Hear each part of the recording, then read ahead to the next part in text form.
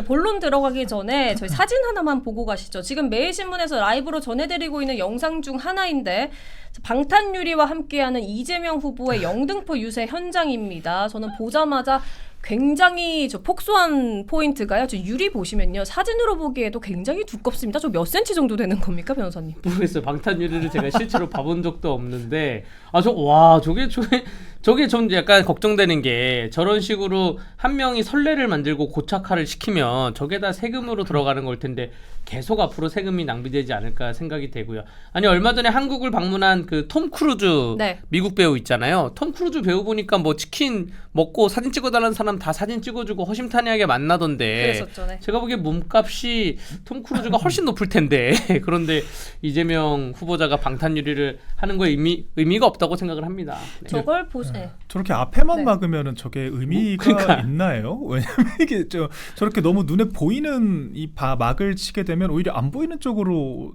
만약에 그런 위기 험이 있다라고 하면 전 있지 않다고 보지만 별로 실효적이지가 않을 것 같다라는 생각이 들고 저거 사실 재밌는 것이 물론 뭐 정치인의 그런 신변의 안전 굉장히 중요하죠. 네. 그런데 그 민주당 측에서 뭐 제보를 받았다라고 하는데 정작 경찰 측에서는 신고된 건이 단 하나도 없다 이렇게 이야기를 또 하기도 그래요? 했어요. 뭐 러시아 총기 이런 얘기도 뭐 제보를 받았다라고만 하는데 정작 그 실체는 없고 좀 저렇게 과잉 대응을 하는 모습들을 보이게 되면서 너무 정치가 좀 희화화되는 것이 아닌가 뭐 그런 좀 아쉬움도 있습니다. 알겠습니다. 저는 저걸 보면서 만약에 이재명 후보가 설사 대통령 후보가 됐었을 때는 방탄유리막이 아니라 그때는 뭘 어떤 거를 이제 사용할까 뭐 이런 생각도 저는 좀 해봤습니다.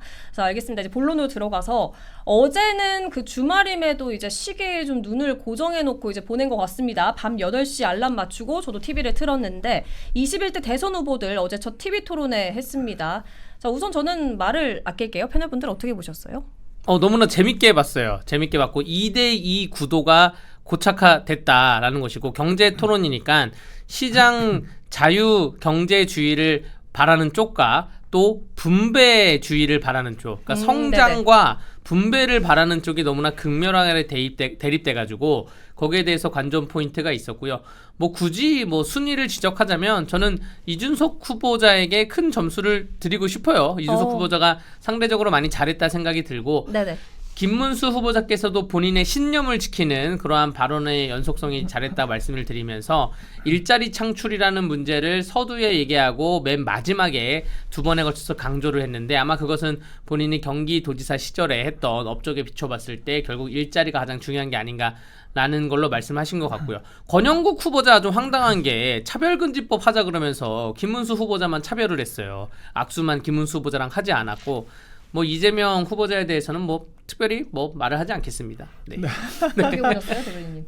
사실 어제는 그 120원 커피 원가 그리고 호텔 경제학 전 두 개밖에 생각이 안 나네요. 아마 다들 그러셨을 것 같습니다. 그 소위 이준석 후보가 집중적으로 공격했던 호텔 경제학이 저희가 네거티브를 한 게 아니고요. 이재명 캠프에서 직접 만들어서 올린 공식 홍보물이에요. 그래서 출처가 이재명 후보 SNS로 나와 있습니다. 그러니까 이게 그 민주당과 이재명 후보 그 캠프의 전반적인 생각이다라고 해도 과언이 아닌 건데 이게 참 논리가 우스꽝스럽잖아요. 네. 호텔에 10만 원 주고 예약을 해서 그 호텔이 또 그 10만 원으로 뭐 침대를 사고 그 침대접에서는 이제 또 치킨을 또 사고 치킨집에서는 문방구 물품을 사고 마지막에 호텔 예약을 취소하면 아무도 이제 돈을 벌지 않았지만 모두가 행복해진다. 뭐 이제 이런 결론이거든요. 그러니까 근데 이게 참 웃긴 것이 아무도 부가가치를 창출하지 않고 막판에 호텔에 노쇼를 했다라는 거 아니에요. 그렇죠. 그럼 노쇼를 하게 되면 호텔은 이런 상황 반복되면 파산하는 거거든요. 손님을 받지 못한다라는 거기 때문에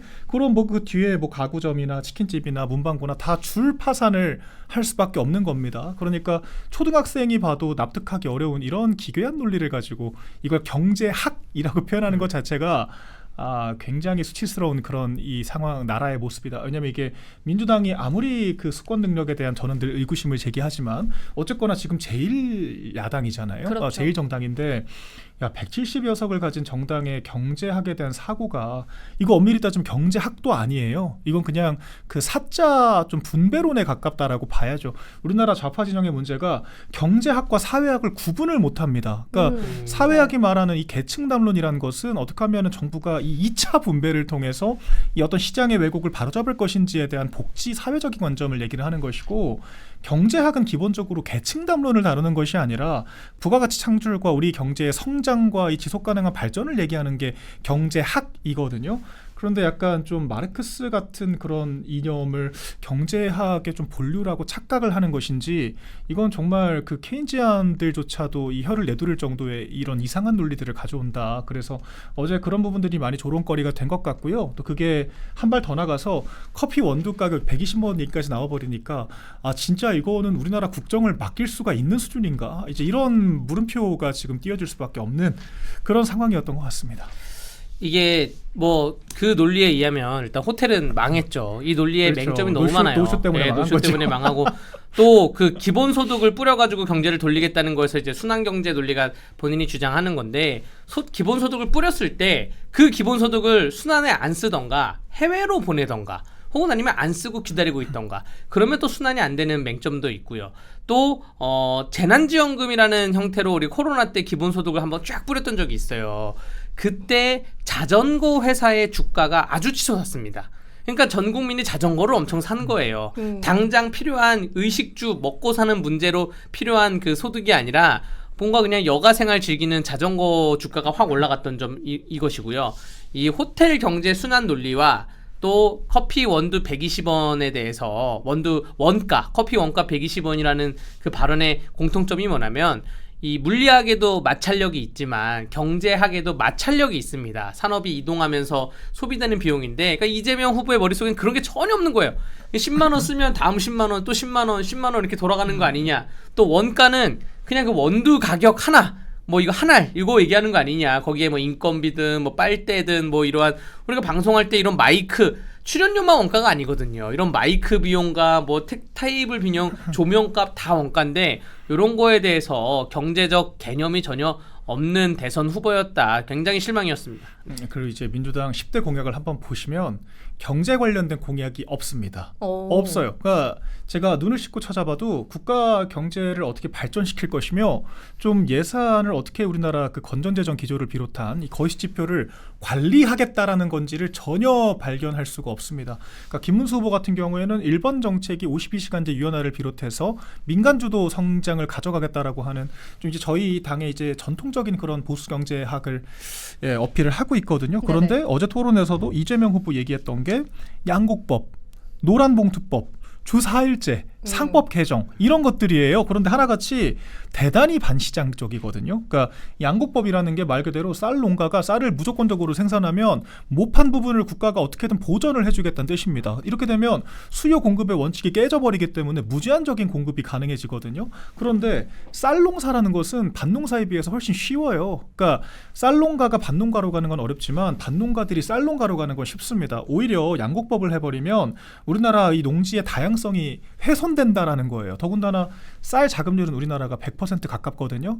오히려 다른 밭농가 같은 경우에는 10%대의 좀 불안정한 모습들을 보이고 있어요. 그럼 우리가 식량 안보를 100번 양보해서 주장한다라고 하더라도 밭농가를 장려를 해야 될 거 아니에요. 그런데 거기 물만 대면 다 쌀농가 될 수 있는데, 오히려 쌀농가로 편리하게 바꿨을 때 더 국가가 소득 보전 해준다 그러면 누가 밭농사를 짓겠습니까? 그러니까 말 같지도 않은 지금 법을 문재인 때도 안 했던 걸 지금 하겠다라고 하는 거고, 노란봉투법, 그러니까 그 무차별적으로 불법 파업을 해서 뛰쳐나가서 진짜 기업에 그 조 단위의 손실이 발생해도 배상조차 물지 말라는 거예요. 근데 그러면 노동자들이, 그러니까 말 그대로 불법 파업이지 않습니까? 태업을 하는 것이 아니라 불법 파업에 대해서도 기업이 책임을 못 묻게 되면은 이거는 정말 그 정부 지침과 이런 내규에 따라서 자기 자리 지키는 노동자들만 바보 되는 거고, 나가서 이 투쟁하고 이제 그 임금 쟁의한 사람들만 개선장군처럼 돌아오겠다라는 거 아니에요? 이런 나라에서 누가 성실하게 자기 자리 지키면서 일을 하겠으며, 주 4일제, 52시간제도 지금 정착을 못한 나라에서 어떻게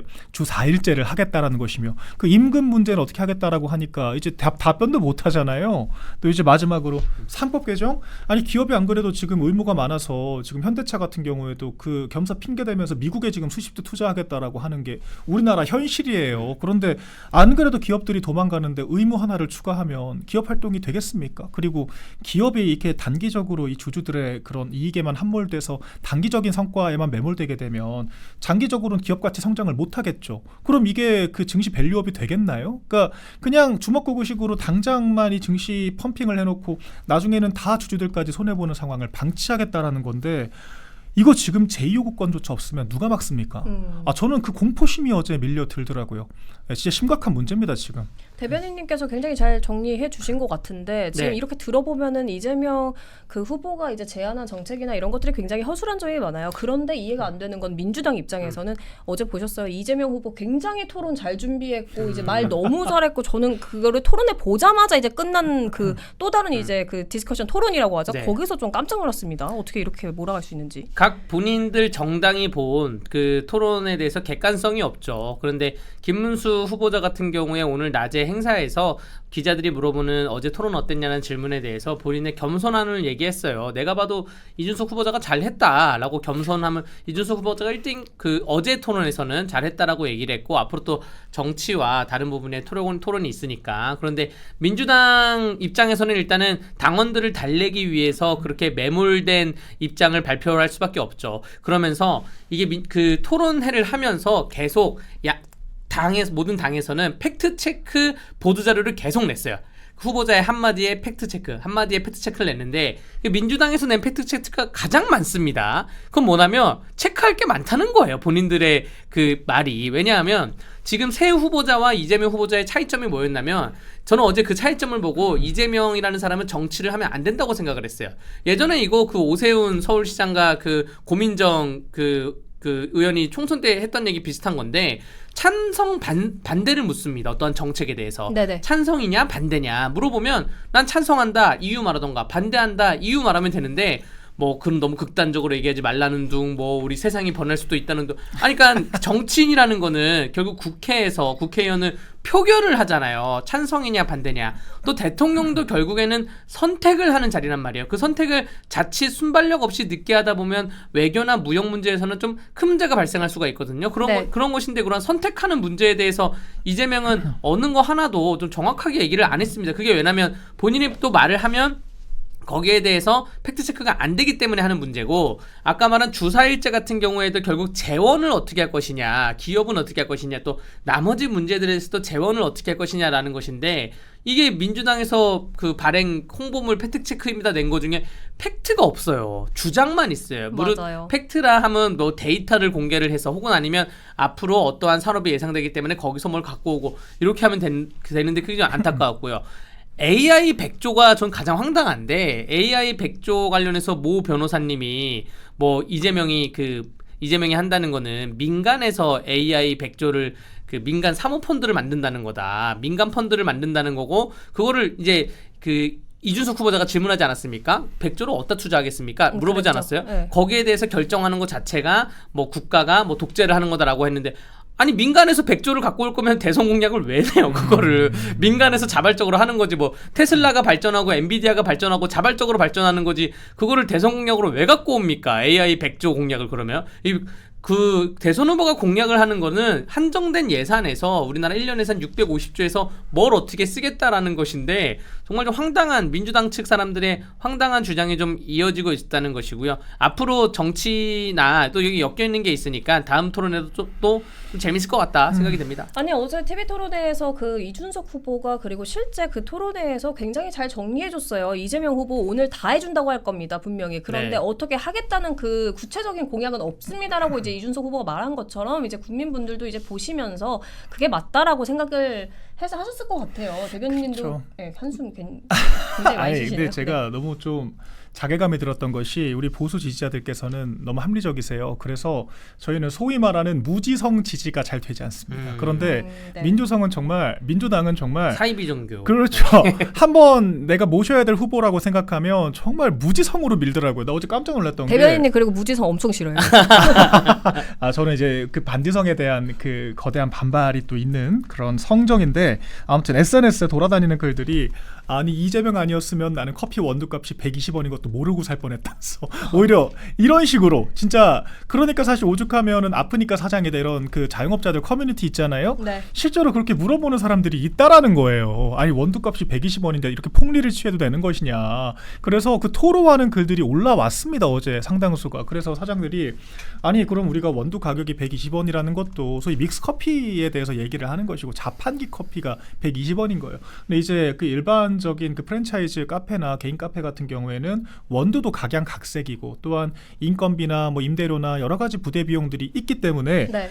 당연히 이게 그 합당한 가격에 이제 형성이 수요 공급이 맞춰져 있는 거잖아요. 그런데 그거를 이재명이란 한 사람을 무지성적으로 추종하는 일부 사람들 때문에 뭐 구구절절 설명할 수도 없고 상당한 스트레스를 받고 있다. 이런 거거든요. 그러니까 이게 바람직하지 않죠. 그런데 정치라는 것은 이렇게 하나하나 우리 후보에 대해서 너무 합리적으로 따지고 들기 시작하면 상당히 대화를 유지하기가 어려운 부분들이 있거든요. 그런 측면에서 이 민주당이 확장은 못하지만 꾸역꾸역이 과반의 지지율을 얻어내는 비결이란 것이 이 무지성에 있구나.